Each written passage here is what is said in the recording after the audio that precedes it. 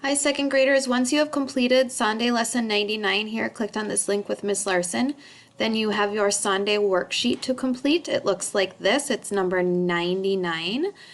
You are going to write these words with contraction. So if I have heed, I'd have heed. Really hard to write with the mouse here. Heed. And if I need to redo it because it looks sloppy, then we always make sure we erase and we try again. So I'm going to go he apostrophe D. I'm going to try it with something. Weave, we apostrophe V E.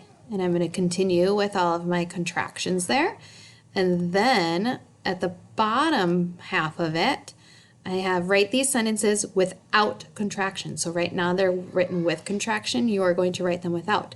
So you're going to break apart we've and have we have been busy. So you're going to write here, capital W, we have been busy, period. Make sure you have good spaces throughout your sentences.